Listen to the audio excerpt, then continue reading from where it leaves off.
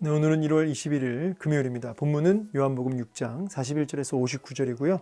제목은 식욕이 좋은 성도가 건강합니다 입니다. 본문 보시겠습니다. 자기가 하늘에서 내려온 떡이라 하심으로 유대인들이 예수에 대하여 수군거려 이르되 이는 요셉의 아들 예수가 아니냐. 그 부모를 우리가 아는데 자기가 지금 어찌하여 하늘에서 내려왔다 하느냐. 예수께서 대답하여 이르시되 너희는 서로 수군거리지 말라. 나를 보내신 아버지께서 이끌지 아니하시면 아무도 내게 올 수 없으니 오는 그를 내가 마지막 날에 다시 살리리라. 선지자의 글에 그들이 다 하나님의 가르치심을 받으리라 기록되었은즉 아버지께 듣고 배운 사람마다 내게로 오느니라. 이는 아버지를 본 자가 있다는 것이 아니라 오직 하나님에게서 온 자만이 아버지를 보았느니라. 진실로 진실로 너희에게 이르노니 믿는 자는 영생을 가졌나니 내가 곧 생명의 떡이니라. 너희 조상들은 광야에서 만나를 먹었어도 죽었거니와 이는 하늘에서 내려오는 떡이니 사람으로 하여금 먹고 죽지 아니하게 하는 것이니라. 나는 하늘에서 내려온 살아있는 떡이니 사람이 이 떡을 먹으면 영생하리라. 내가 줄 떡은 곧 세상의 생명을 위한 내 살이니라 하시니라. 그러므로 유대인들이 서로 다투어 이르되 이 사람이 어찌 능히 자기 살을 우리에게 주어 먹게 하겠느냐. 예수께서 이르시되 내가 진실로 진실로 너희에게 이르노니 인자의 살을 먹지 아니하고 인자의 피를 마시지 아니하면 너희 속에 생명이 없느니라.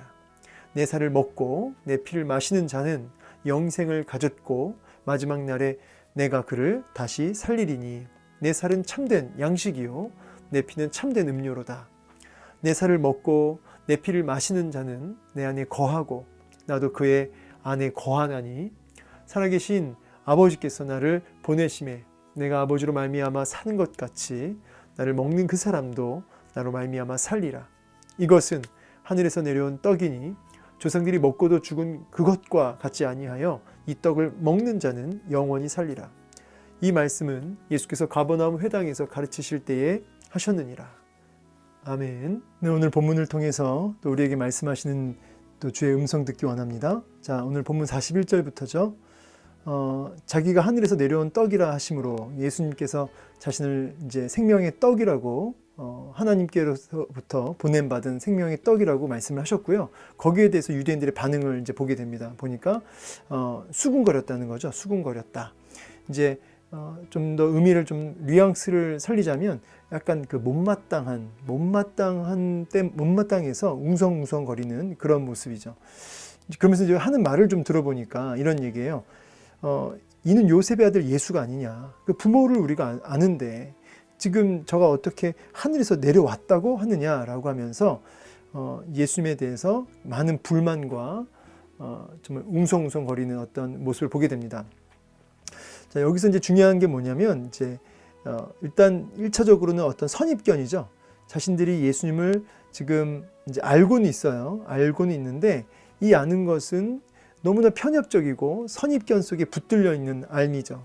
그러니까 이러한 잘못된 알미, 지식이 오히려 예수님을 제대로 바라보는데 이것이 굉장히 문제가 되는 겁니다. 예.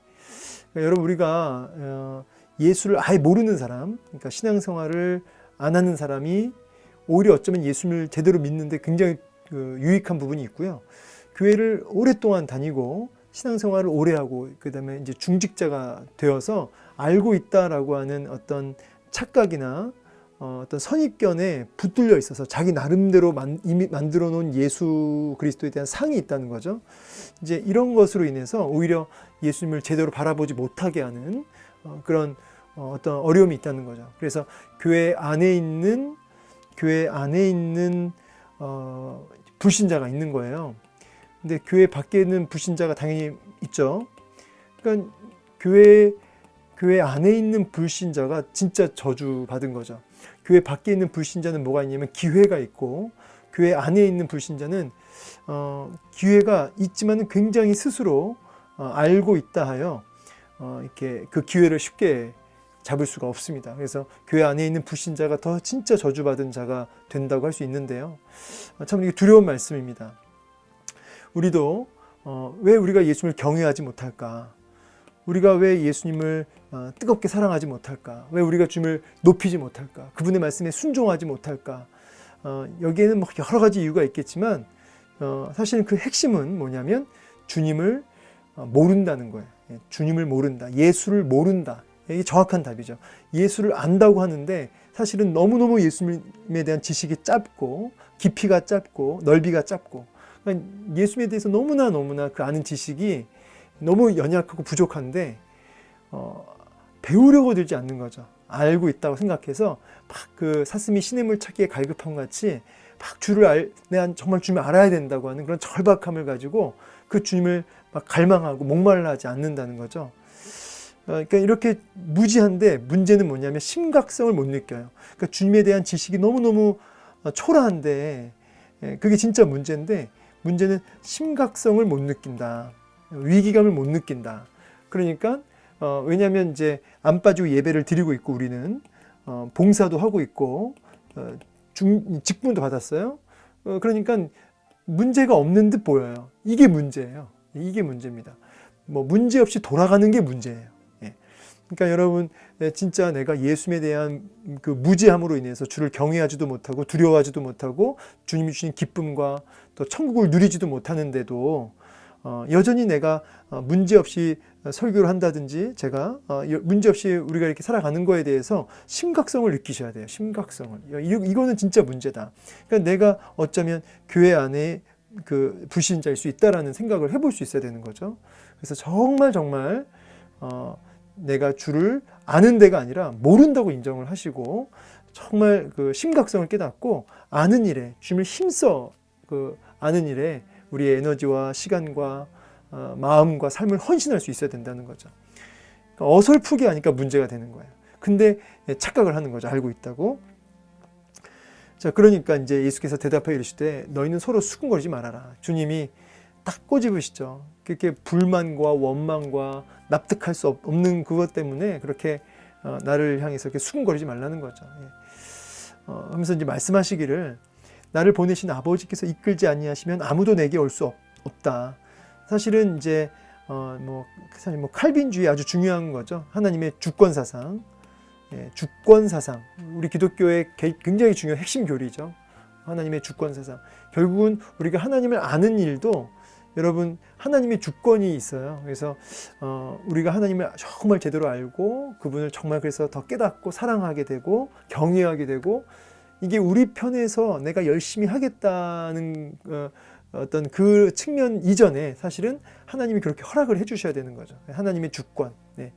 그러니까 이 구원이 우리의 열심에 있지 않아요, 사실은. 그렇지만 이제 구원받은 자는 그 마음에 하나님을 향한 그 소망함, 하나님을 향한 목마름 이런 것들을 그 심령에 집어넣어 주시죠. 그러니까 내 안에 하나님을 향한 열정이 없다. 그러면 하나님을 더 알아야겠다고 하는 어떤 그런 목마름이 없다. 그러면 참 두려운 마음이 드는 거죠. 너희가 이제 수군거리지 말라 하면서 결국 너희가 나에게 오는 것은 결국 아버지 손에 이끌려 온 것이다. 내가 그를 끝까지 책임진다. 마지막 날 내가 그를 살리리라. 다시 살리리라 하면서 이제 마지막 때를 자꾸 강조하세요. 그 주님의 재림 때를. 그러면서 이제 45절에 이사야서 54장 13절 말씀 인용하시죠. 선지자의 글에 그들이 다 하나님의 가르치심을 받으리라 기록되었은즉 아버지께 듣고 배운 사람마다 내게로 오느니라. 그래서 이제 이스라엘 백성들이 하나님의 교훈을 받아서 특별히 하나님이 보낸 하나님의 종을 통해서 하나님의 사자를 통해서 하나님의 뜻을 깨닫게 되고 그러면서 회개하게 되고 놀랍게 회복될 것을 이미 이제 이사야 선지자를 통해서 얘기를 하셨고요. 그것이 이제 이 성취로 우리 예수님이 오신 거죠. 예수님이 그것을 성취하러 오신 거죠. 예수님을 통해서 하나님의 뜻이 이제 교훈이 메시지가 구원의 메시지가 가르쳐지고 그리고 그것을 통해서 듣고 배우고 깨닫고 아버지께로 나아가게 되는 것이죠. 우리 예수님께로 나아가게 되는 겁니다. 그래서 이거는 아버지를 본 자가 있다는 게 아니고, 그러니까 하나님하고 직접 그 다이렉트로 배운다는 게 아니고 하나님에게서 온 자, 바로 예수 그리스도를 통해서 하나님을 아련하고 하나님의 뜻을 깨닫고 하나님의 뜻을 이제 쫓아가게 된다는 것이에요. 그래서 예수를 통해서만 아버지께로 갈 수 있다. 이제 그 이야기를 하시는 거죠. 그래서 47절에 진실로 진실로 아멘 아멘 강조할 때 쓰시는 용법이죠. 진실로 진실로 너희에게 이르노니 믿는 자는 영생을 가졌나니 하면서 이 믿는 자가 이제 뭘 의미하냐면 이제 이 믿는 자라는 단어를 이제 먹다라는 단어로 이렇게 쓰고 있어요, 지금. 예. 진실로 이게 중요한 거죠.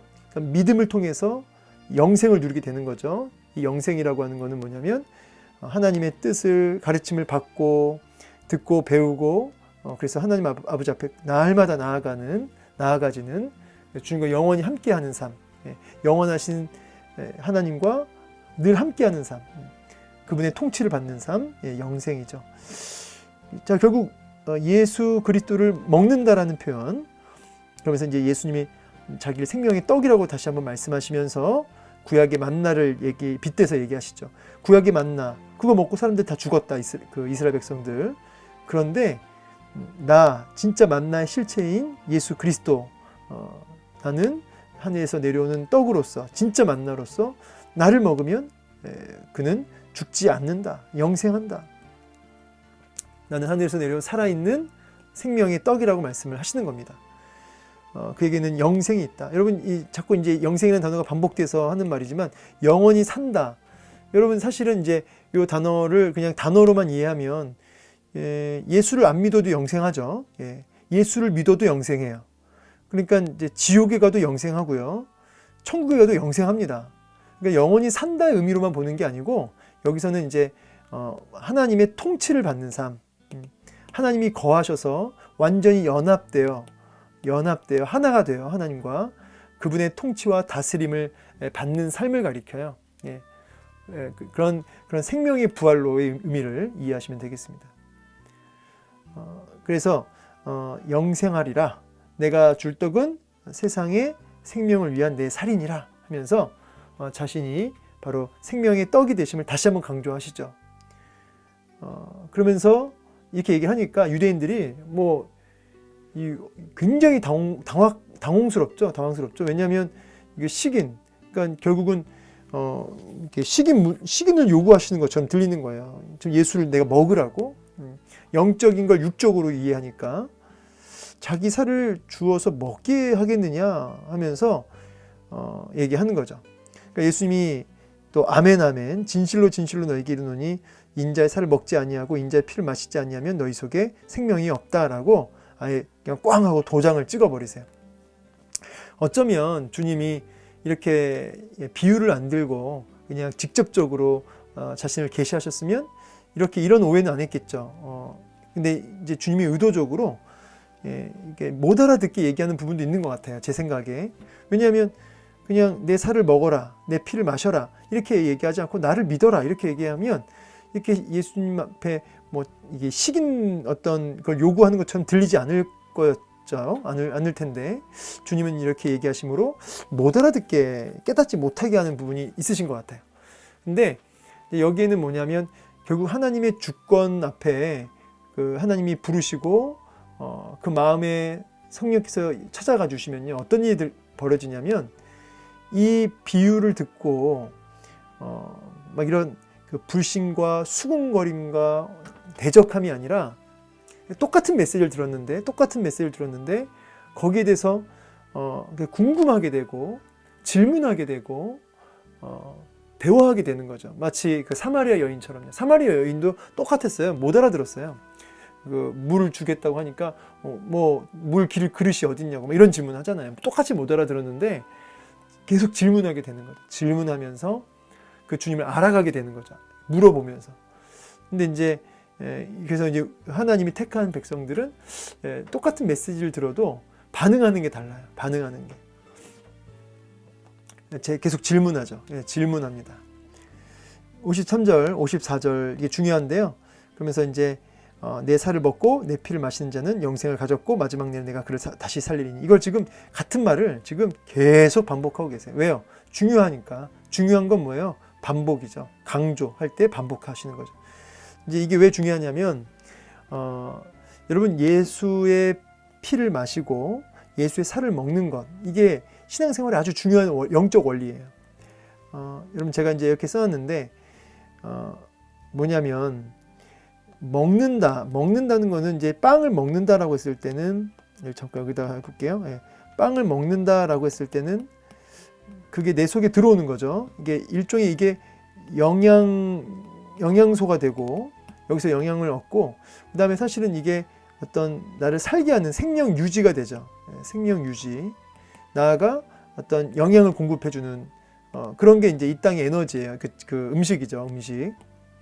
근데 이걸 먹음으로 우리가 생명을 유지하고 거기서 영양을 공급받는 것처럼 예수님을 온전히 받는다는 의미가 있어요. 이 먹는다 이 말은 마치 그게 우리 위에 들어와서 위에 그걸 녹여가지고 이렇게 하는 것처럼 완전히 받아들인다. 받아들인다. 받아들임. 받아들임. 그리고 그 예수를 받아들임으로 인해서 예수의 피와 살을 받아들임으로 인해서 사실 이 피와 살도 이제 뭘 얘기하냐면 결국은 예수님의 그 십자가의 죽으심을 의미하잖아요.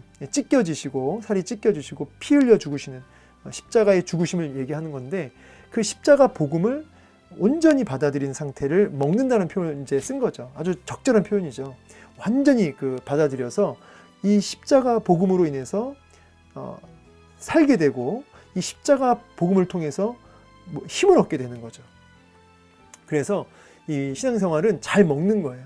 그래서 제가 이제 볼 때 건강한 사람은 뭐가 있냐면 식욕이 좋아요. 건강한 사람은 식욕이 좋다.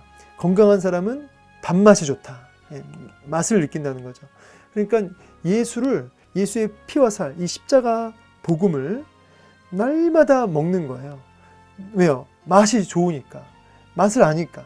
막 식욕이 왕성하니까. 그러니까 반대로 건강하지 못하면 영적으로 병들었으면 맛이 없어요. 맛을 못 느껴요. 예수를 먹는데 받아들이는데 이 먹는다는 표현 자꾸 제가 조금 더 그냥 확장해서 얘기하자면 교제한다. 교제한다. 예수님의 그 사역, 그분의 성품을 계속 이렇게 묵상한다. 이런 표현이 좋겠네요. 그죠? 이게 먹는다. 근데 그것을 예수님의 그 십자가의 복음을 이제 날마다 묵상한다. 그래서 이거를 완전히 받아들인다, 먹는다 같은 뜻이에요. 자, 이걸 맛을 아는 거죠. 그래서 거기에 대한 식욕이 막 영적인 식욕이 계속 커지는 거예요. 배고프고 또 그래서 찾고 또 예수님의 십자가와 부활을 그 예수님의 성품과 그분의 사역을 또 묵상하고 이렇게 되는 거죠. 영적 식욕 때문에. 근데 이제 건강하지 못한 그리스도인들은 이제 이런 식욕이 없어요. 그러니까 배고프지가 않아요. 여러분 사람이 건강하지 못하신 분들은 실제로 음식을 며칠째 안 먹어도 배가 안 고프대요. 그래서 안 먹어요. 근데 계속 말라가는 거죠. 영적으로 똑같아요. 예수님과 교제도 없고 기도도 없고 그분의 사역과 성품을 묵상하지도 않는데 아무렇지도 않아요. 사역도 잘해요. 봉사도 많이 해요. 진짜 병든 거거든요. 진짜 무서운 상태예요. 진짜 무서운 상태입니다. 안 먹는데 일한다. 힘이 없는데 일한다. 이제 완전히 지금 위급 상황이죠. 약간 이제 영적 문둥병 같이 감각을 잃어버린 상태니까 진짜 무서운 거죠. 위급한 거죠.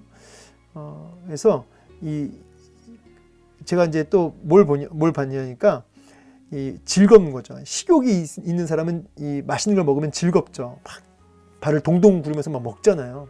그러니까 주님을 교제하고 주님 배우는데 주님과의 교제가 있는데 예수 그리스도의 십자가 복음을 먹는데 너무너무 맛있는 거예요. 너무너무 즐거운 거예요. 그러니까 너무 좋은 거죠. 근데 이제 예수님 영적인 잃어버린 미각으로 인해서 맛 좋은 것도 모르고 그러니까 더 이상 주님을 찾지 않는 거죠. 그분의 사역과 그분과의 어떤 그 말씀을 묵상하지 않는 거죠. 이런 생각해봐요. 또 하나는 뭐냐면 아이들은 적게 자주 주는 게 좋대요. 그렇죠? 한꺼번에 막 먹는 게 아니라 적은 양을 이렇게 자주 주는 거죠. 영적으로도 마찬가지예요. 이렇게 우리가 작은 진리라도 작은 말씀이라도요. 그것을 자주자주 하나님 말씀을 자주자주 먹는 거죠. 예수 그리스도를 자주자주 묵상하는 거죠. 우리가 많은 분량이 아니라도 그게 금방 성장하는 아주 좋은 비결이라고 생각이 들어요. 다만 이 땅의 음식은 폭식하면 건강에 안 좋죠. 그런데 예수 그리스도는 그분의 십자가와 부활의 복음, 그분의 사역, 그분의 성품은 폭식하면 좋다. 과식해서 나쁠 게 없다. 이 차이가 하나 있는 것 같아요. 제가 묵상해 보면. 그래서 이 주님이 신앙생활이 뭔지, 결국은 이 구원이라는 것이 뭔지 이걸 자꾸 이렇게 피와 살을 먹는다라는 표현으로 주님이 이렇게 의도적으로 이렇게 쓰고 계시는 것을 보게 됩니다. 내 살은 또 얘기하세요. 내 살은 또 참된 양식이요, 내 피는 참된 음료로다. 지금 몇 번째 얘기하시는지 모르겠죠. 지금 강조하는 거예요. 내 살을 먹고 내 피를 마시는 자는 내 안에 거하고 나도 그 안에 거하니. 뭐예요? 완전한 연합이죠. 완전한 흡수, 완전한 연합. 예. 그래서 십자가의 그 살과 찢겨진 살과 그 피를 완전히 흡수해서 완전히 연합되어지는, 그때 비로소 우리가 완전히 하나가 되는 거죠. 이 거한다라는 표현도 사실은 통치한다, 다스린다 이런 뜻이 있어요.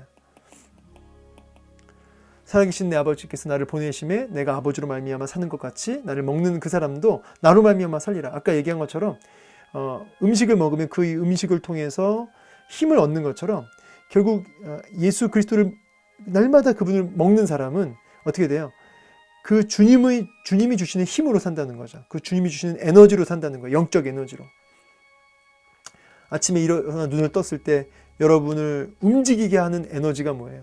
어떤 정욕입니까? 어떤 인간적인 목표입니까? 아니면 예수 그리스도이십니까? 아침에 눈 떴을 때부터 눈 감을 때까지 누가 주시는 힘으로 사냐 이 말이에요. 예수 그리스도를 먹는 사람은 주님이 주시는 힘으로 살게 돼 있다. 이것은 하늘에서 내려온 떡이니 조상들이 먹고도 죽은 그 구약의 만나죠. 그것과는 차원이 다르다. 너희는 그것에 목말라 있는데 진짜 떡을 먹어야지. 거기서 영생이 있다. 하나님의 통치와 다스림과 구원이 있다. 이렇게 말씀 마무리하고 계십니다. 오늘 말씀을 통해서 오늘은 지금 한 메시지가 계속 반복되고 있어요. 물론 이제 굳이 따지자면 41절 42절에 주님을 향한 무지함에 대해서 심각성을 가지라는 경고의 메시지가 있고요. 이제 두 번째로는 피와 살을, 예수의 피와 살을 날마다 힘써 먹어라. 예, 먹어라. 받아들여라. 완전히 흡수해라. 그래서 구체적으로 주님과 교제하며 그분의 사역과 성품을 묵상하며 이렇게 날마다 주님을 힘써 먹음으로 거기서 주시는 맛을 느끼고 거기서 주시는 힘을 받아서 그렇게 영적인 활력을 가지고 살아갈 수 있는 저와 여러분 되길 소망합니다. 오늘 하루도 예수 그리스도로 먹고 예수 그리스도로 사는 한 날 되시기를 주의 이름으로 축복합니다. 오늘은 영적 폭식하셔도 됩니다. 날마다 영적 폭식하시기를 축복합니다. 감사합니다.